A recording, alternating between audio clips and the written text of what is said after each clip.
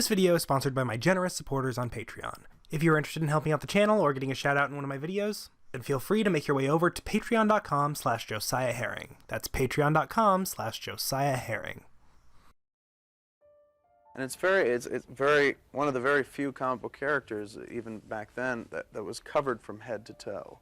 Like, if Captain America, you still have this much of his face. Spider-Man's completely enveloped in his costume. Oh, you know the good thing about that? Yes. You could be any kid. Yeah. You could be black, you could be Asian, you could be Indian, you could be anything, and imagine you were in that costume. So I think that made it relevant to everybody everywhere, and that was accidental. I mean, I don't think we planned it that way, but it was very fortuitous. What makes a superhero beloved?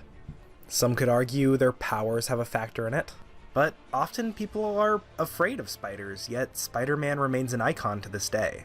Okay, then it must be their status. The super part of the word Superman is what gives us our intrigue.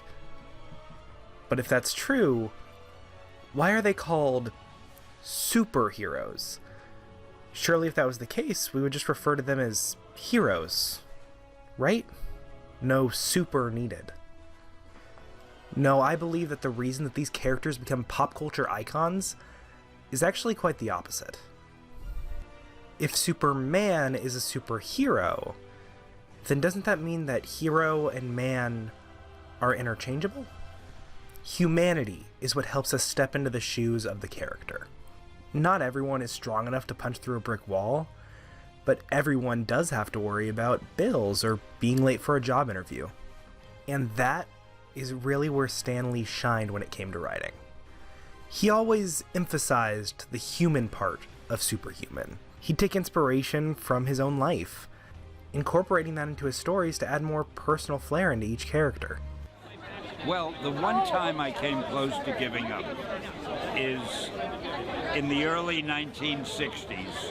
I was writing these comics the way my publisher wanted me to, and I didn't like doing them that way because he said, don't worry about dialogue or about characterization, just give me a lot of action and fight scenes. And I was going to quit. And my wife said, if you're going to quit, why don't you just do one book the way you want to do it, get it out of your system. The worst that'll happen is he'll fire you, but you want to quit anyway. So that's when I wrote the Fantastic Four, which was the way I wanted to do it. And because of that, I got stuck in the comic business. I would have been better off quitting and not writing that. Making these characters relatable was always something Stan Lee did because he felt the characters were better for that. And clearly, people agreed, because that mindset ended up changing the comic industry forever. Hiya, I'm Josiah Herring, and I hope you've had a good Pride Month. Around this time last year, a simple question made its way onto my Facebook feed. Who are some of your favorite queer characters, canon or not? And that question reminded me of a fan theory that found its way into my headcanon back in 2017 when the movie Spider-Man Homecoming first came out. Peter Parker is a trans boy. Originally posted by Tumblr user Chase Is Not Crash. In his original post, he listed a bunch of interesting evidence in favor of this idea. And since I really haven't seen any YouTubers talking about it, I figured that I'd go over each point that the theory brings up, as well as bring my own evidence to the table that I've collected through my own viewings of Captain America Civil War, Spider-Man Homecoming, Spider-Man Far From Home, and Spider-Man No Way Home. I didn't really include anything from Infinity War or Endgame because Peter only had 2 lines in the latter and I really couldn't find anything from the former.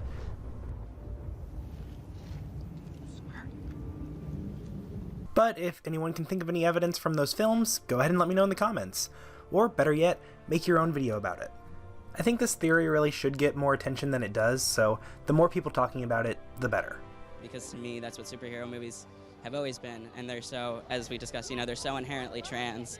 It's about double identity, and that's so much a part of my life. So I am so deeply honored and excited to be here. Before we get into the film evidence, I want to talk about something that happened in production. In 2019, Spider-Man Far From Home actually made headlines for being the first Marvel film to cast an openly trans actor in a role. And while he was ultimately reserved to a background character, different news sites still interviewed him on the topic. In an interview with Variety, Zach told how he felt superhero stories are inherently trans. Quote, I don't quite have the capacity to explain how meaningful it is to me. There's something very inherently trans about those stories, especially ones where identity and hidden identity is part of them. For example, Peter Parker's journey is a lot about balancing a teenager and having this other part of your life, and that is just so trans. It's something that I absolutely think I felt on a daily basis sometimes. Especially being a transmasculine person, because sometimes there's a pressure to be a different way than I feel naturally inclined to do because I want to fit in, and I have to actively fight that instinct. It's hard to deny the already existing parallels between Spider-Man and a member of the trans community. And while this theory specifically talks about the MCU Spidey, I don't think it would be a stretch to apply this to other, if not all, versions of Spider-Man across the multiverse. Sure, it may not have been Stan Lee's intent when crafting the character, but I'm sure it also wasn't his intent that the same spider that bit Peter would go on to bite Cindy Moon, or that that same spider would go on to be eaten by Carl King. But others have expanded his original idea and added to it. If stories were never allowed to evolve or change over time, Thor would still be a man named Donald Blake, who was only gifted with abilities similar to the God of Thunder in times of need. Or Hulk would still be a werewolf-type creature, only transforming in moonlight into a giant gray beast. All of these things were changed for one reason or another, and this would be no different. His situation is already relatable to people in the trans community, so why not go all the way and make him an icon for the trans community to look up to? I mean, it's not like there's already a comic where Peter Parker is trans, right? I never knew they had a Spider-Woman statue in the Smithsonian. They don't. In 2006, Marvel released a story called The Ultimate Clone Saga, a modern adaptation of the Clone Saga of the 90s, but made to fit in the Ultimate Universe's continuity. One of the cool things about the Ultimate Universe was its willingness to experiment with the characters, and Jessica Drew, aka Spider-Woman, was no exception. It all starts when Peter is attacked by a new villain, the Scorpion, while on a date with Mary Jane. He manages to keep her safe and track down the bad guy, but he's shocked to find out that underneath the mask is actually himself. Upon further research, he discovers that the mysterious villain shared the same DNA structure with him as well. While he's looking for answers, Mary Jane goes missing. He goes out to look for her, but before he can find her, he's greeted by a mysterious woman who is wearing a costume similar to his. Eventually the two get to talk, and it's revealed that she's a clone of him, a female clone of a male character. This of course led to confusion on her sexual orientation and gender identity. After joining that universe's version of the Avengers, she comes out to them. I've got a girl's body, but the brain patterns of a guy. Peter, I don't want to overthink it, I just want to go with what feels right. So, what feels right? Girls. Natural redheads in particular. Their story would continue to evolve as they experimented with who they were, choosing to cut their hair and drop the woman part of their name, taking up the mantle of the new Black Widow instead. But sadly, this would be the furthest the story was taken, as shortly after Jessica began to question this part of themselves, the Ultimate Universe would come to an end during the 2016 Secret Wars event. Secret Wars saw the Ultimate Universe merge with the main Marvel Universe, but rather than being a 50-50 split, it was more so 90-10, with really the only thing carrying over from the Ultimate Universe being Miles Morales and his cast of characters. This version of Jessica Drew was pretty much erased from existence in favor of the original, who was only created in a shuffle to trademark the name Spider-Woman, and God forbid we get an actual interesting character instead of one you had to make pregnant to make interesting after the Secret Wars event is... So in terms of the Spider-Trans theory, sure, it's not technically Peter, but an interesting idea is brought up by Iron Man in terms of the event. As well as creating a clone of Peter, there was also a single clone made of Gwen Stacy, who passed away 40 issues earlier. The clone possesses all the original Gwen's memories and still feels the same feelings she had for the people in her life. Sure, she might be a clone, but as Tony Stark stated after working with her for several weeks, if she is biologically Gwen Stacy and mentally Gwen Stacy, who are we to say she's not Gwen Stacy? When I say penis, you say Parker! Penis! Penis! In the original source material, Peter Parker was a nerd, a bookworm, Midtown High's professional wallflower. and as such, he was seen as an outcast among his more athletic classmates. The Tobey Maguire films adapt this as accurately as possible, showing him being pushed around and genuinely invested in topics they're talking about on a field trip. This is the most advanced electron microscope on the eastern seaboard. It's unreal. The Mark Webb adaptation decided to go in a different direction, focusing more on the outcast nature of Peter's relationship with his peers rather than his intelligence. Put him down, Eugene!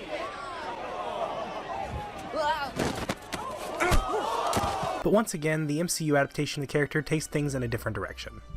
Instead of making Peter an outcast or a wallflower, he's actually pretty well liked amongst his peers, albeit with a few exceptions. Sup, Penis Parker? While everyone in his immediate circle seemed to have mutual respect for him, Flash Thompson gives him the most grief with a single taunt. In the original comics, Flash was known for belittling Peter for his size, typically calling him Peni Parker, but in the MCU, Flash is the same size, if not smaller than Peter in the first film. So the writers of the film settled for Penis Parker, and while it's unclear why he calls him that in the main canon of the film, it's proposed by Chase that it's actually a transphobic insult. The idea goes that maybe around the time Peter started packing, his packer fell out of his pant leg in front of Flash. And Flash, either finding it hilarious or disgusting, chose to hold this over Peter, maybe try to convince people not to spend time with Pete in a desperate attempt to gain more popularity for himself. Flash also teases Peter in other ways. While it's typically seen as name-calling, we do get to see a single instance of Flash physically harassing Peter when they run into each other. This is seen when Peter tries to sneak out to look for the Vulture. Peter is caught by the entire class that runs past, but Flash decides to take a swipe at Peter's ass. I know it isn't really strong evidence, it's just a small detail I noticed when I was rewatching the films to make this video. I thought it was worth taking a note on at least. By the time of Spider-Man Far From Home, Flash doesn't really make these types of pot shots anymore. And a valid explanation for this could actually be someone we mentioned earlier. For Far From Home, Zach Brock joins the cast as Peter's classmate Zach Cooper. While never specifically stating it in the film itself, Zach is trans in real life, so it just stands to reason that he'd be trans in the world of the film as well.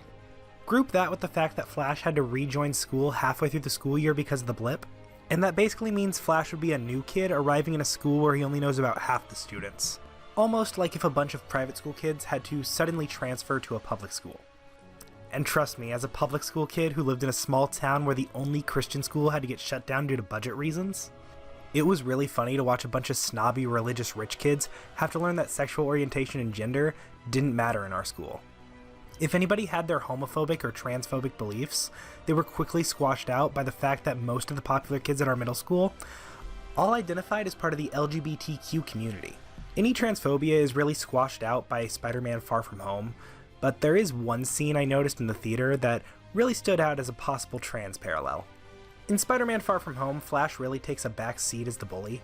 Sure, he's still there, but less of an antagonist and more of a comic relief character.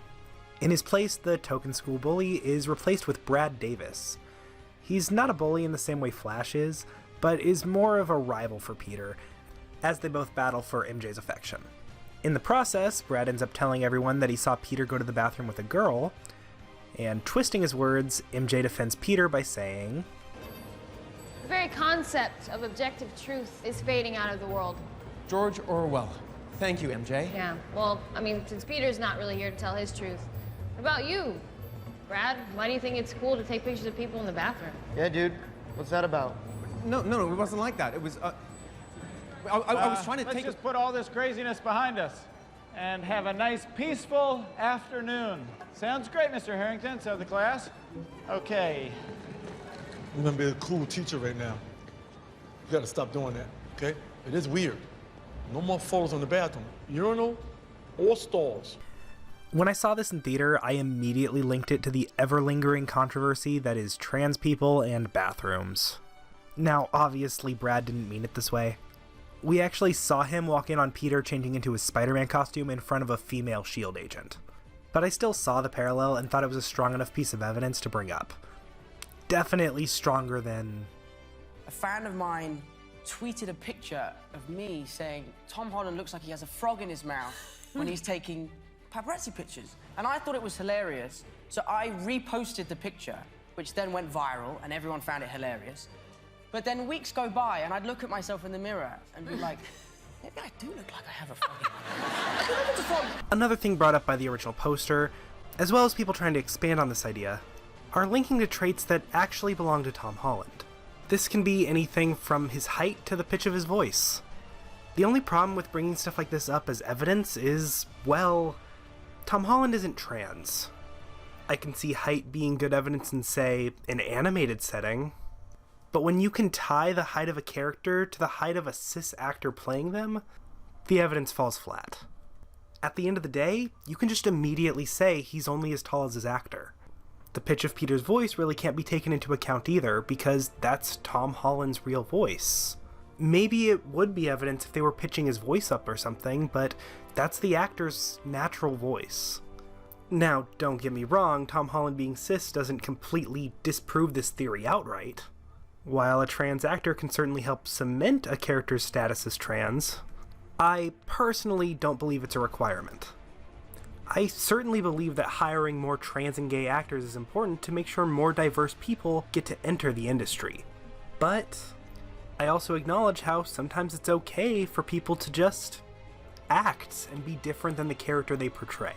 When you think of Neil Patrick Harris, what are the first 3 roles of his you think of? I'm sure the first one to typically come to mind is Barney from How I Met Your Mother, a womanizing tool who cares more about getting laid than, well, probably anything. I also think of the Smurfs movies where he's married to a woman, and Spider-Man the new animated series where he's caught in a love triangle between 2 other girls. Now, it's very possible that those aren't the roles you think of, but my point still stands that in all 3 of those properties, he plays a straight guy despite being very proudly gay himself. Another example is last year, Elliot Page came out as being trans. And while the writers of the Umbrella Academy eventually decided to write Elliot's character as trans as well, when he first came out, he was still willing to play the part of a cis woman. All I'm trying to get across is that while using Tom Holland's traits might not stand as substantial evidence, I don't believe the actor being cis is a deal breaker for this theory. And while I personally don't consider the pitch of his voice evidence, my tune might change if it was mentioned within the context of the story itself. I'm not a girl! Now, it's one thing to say Tom Holland sounds like a girl, but when the characters acknowledge it themselves, I'd say it's a bit more believable. In Spider-Man Homecoming, when Peter needs to get information on the weapons dealers, he decides that he needs to talk with someone who's worked with them before. He decides to interrogate the man who was buying weapons from them just a few nights before, leading to this exchange. Remember me? Hey, I need information, you can give it to me now. Alright, chill. Come on! What happened to your voice? What do you mean, what happened to my voice? I heard you by the bridge, I know what a girl sound like. I'm not a girl, I'm a boy. I mean, I'm a man. I don't care what you are, boy, girl. I'm not a girl, I'm a man. Come on, man, look, who is selling these weapons? I need to know, give me names or else. That entire scene is just a goldmine for this theory. Sure, they acknowledge the pitch of his voice, but I think what's more telling is Peter's reaction. Peter gets defensive, almost offended that he's being called a girl. He insists on being called a man, which is not the first time we've seen him do that. You're the Spiderling. Crime-fighting spider. You're Spider-Boy? Spider-Man. Not in that onesie, you're not. It's not a onesie. Peter almost embarrassingly tells Tony that he's Spider-Man, and only when Tony challenges that does Peter get defensive. Peter almost has an insecurity over his masculinity, and by extent, feels insulted when people begin to question it. Oh, Peter, I know it's really hard trying to fit in with all the changes your body's going through. It's flowering now. Even when people he loves brings it up, he feels a bit uneasy. While Aunt May clearly didn't mean any harm by this comment, it gets under Peter's skin the same way comments from Tony or the criminal did. These reactions could be caused by a sense of dysphoria Peter feels when his masculinity is questioned. Dysphoria is described as a state of generalized unhappiness, restlessness, dissatisfaction, or frustration, and it can be a symptom of several mental health conditions. And gender dysphoria is when these emotions spawn from one's gender or sex not quite aligning. For people who experience this, even a simple act of looking in a mirror becomes a battle of feeling inadequate. I mean, look at yourself.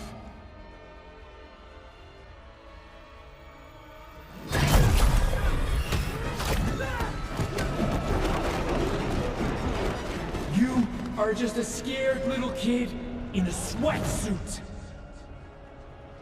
Dysphoria can develop in a person as early as ages 5 to 7, although the majority of people don't often know how to interpret these feelings right away, which could possibly explain... My name is Peni Parker. I'm from New York in the year 3145. I have a psychic link with a spider who lives inside my father's robot. And we're best friends. In preparation for this video, I did a lot of research. And while this video was intended to only be focusing on the Tom Holland version of the character, I did find this video from JT that suggests that every Spider character from Spider-Man Into the Spider-Verse is trans. It's really interesting, I recommend you go take a look. They did bring up some interesting evidence, but a lot of their video was mostly dedicated towards Miles, which makes sense considering he's the central character of the film. However, I did find a post online that goes more into detail about the alternate Peters. The part that really caught my attention was this excerpt right here. The movie may be set in Miles' universe, but there are a lot of other Spider-Men from different universes too. One of them, Penny, just so happens to be the only girl with the last name Parker. The theory goes that Peter Parker is trans in every universe, and Penny, being the youngest, may not have realized that she's transgender yet. If you want to read the full post, I'll leave a link down in the description so you can check it out. The original author did want me to mention, however, that they were pretty young when they wrote that. They didn't really use the right language with the topic, and the way it was written might come off as triggering to someone who's dealing with gender dysphoria. The author is fully aware of it though, and just wanted me to mention it in the video before I sent you there. That disclaimer out of the way though, I do think they were onto something with their theory.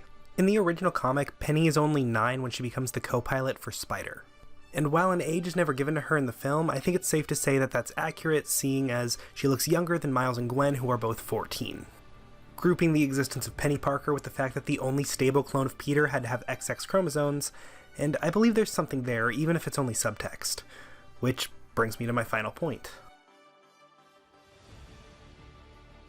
The rest of the evidence is very minor, and I really couldn't see myself writing an entire segment about each one, so I figured tacking it on at the end is a good way to make sure I don't miss anything. Probably the most common evidence that people bring up is this scene right here. Do you lay eggs? What? No. Ned, being Peter's best friend, would probably be aware of the fact that he's trans. I'm sure I don't need to give a biology lesson, but people assigned male at birth don't lay eggs. I mean, unless they're intersex. I mean, people in general don't lay eggs, but I already wrote it into the script, so... Another small bit of evidence to bring up is when Aunt May walks in on Peter and Ned while Peter's undressing. It's not necessarily trans evidence, but it is queer baiting nonetheless. I wanted to at least bring up this scene from Captain America Civil War. I understand that he's talking about having superpowers, but if you listen to it with the idea that he could be trans, it kind of takes on a second meaning in a way. Just give it a listen. Because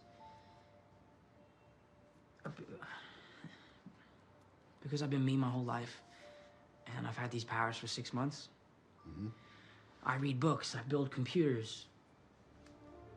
And yeah, I would love to play football, but I couldn't then, so I shouldn't now. Sure, because you're different. Exactly. But I can't tell anybody that, so I'm not. As the movies continued, we had less and less evidence presented in each one, but that's not to say I didn't find anything in Spider-Man No Way Home. I watched the movie in preparation for this video, and I took notes on 3 scenes in particular. The first is obviously the J. Jonah Jameson and Alex Jones similarities. If you don't know who Alex Jones is, here's a taste of him. You think I am like shocked by it, so I'm up here bashing it because I don't like gay people? I don't like them putting chemicals in the water that turn the friggin' frogs gay. Do you understand that? Serious crap. Thanks for watching. Don't forget to like and subscribe. The scene where Peter and his friends return to school only to be greeted by an angry mob is not too dissimilar to how some, let's say, passionate people have tried to boycott trans students going to school in the past. Which leads directly into my final bit of evidence, the way that the teachers react upon him returning to school. Again, it might not seem like much, but any person who's been treated like the other will be able to tell you There's being supportive, and then there's being too supportive. Peter, we would love to welcome you back to Midtown High, where we shape heroes. Or murderers. Stop it. It's an Tell me honor to serve you, sir. Not. Mysterio was right. Stop. We don't. Mysterio That's was all. right. Some of the students put this together for you. No, you did that. You did that. I helped a little bit. And I tried to stop you so many times, but you powered through. He did all of it. You did a great job. I hope you have time to stop and check it out. You close Yeah, up. and feel free to walk or swing through the hallway Yeah. or crawl on the ceiling to Yeah. avoid everybody. We all know you can do it. I'm just gonna... You know what you did. Stop it. You're embarrassing yourself. You know what you did. He's a conspiracy theorist. It's really hard to get mad at because you know they mean well, but you can't help but cringe in your own time. And with that, that's all the evidence I could find for this theory in the current time. And with Spider-Man No Way Home effectively erasing him from the collective memory of the universe, I don't know if there's going to be that much evidence moving forward. But the amount I did have to go over genuinely surprised me. When I started this project, I thought there was only going to be enough to maybe start a conversation, but after researching, I was blown away with how much evidence there really was. Is Peter Parker trans? Well, if what you're looking for here is a confirmation, I don't think we'll ever get that. At least, not with the way the world is right now. As far as I'm concerned, though, the answer's yes. And while I originally went into this video talking about the Tom Holland version, researching for this video has kind of expanded my headcanon in a way, to every version out there in the multiverse. If nothing from this theory really hooked you, then, oh well, I can't force you to see things the same way I do. I just hope that if you're going to take anything from this video, you'll take this. Spider-Man is for everybody, whether intentional or not. And that is truly what makes him special. Once again, I just wanted to give a huge shout out to my generous supporters on Patreon, especially my top supporter, Sherbet.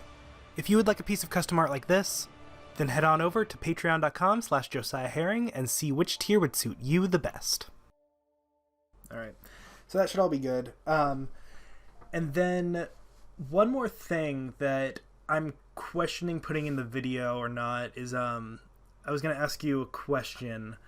It was, like, writing this entire essay has kind of brought out the filmmaker in me, and now I kind of want to actually, like, write a, maybe not like a full movie, but like maybe a mini-series, like 6-episode mini-series that, like, kind of retells famous Spider-Man stories through a trans lens. And I was curious if you're interested enough in acting that you'd be willing to play Peter and maybe even help me with the writing process.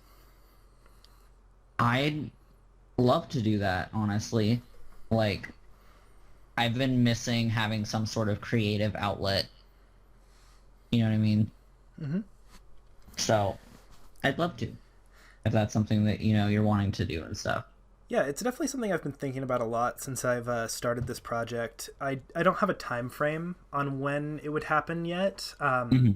Plus, I kind of want to just tack it onto the video to see if, like, there's, like, a want for it, and then if there is a want for it, then go head first into it.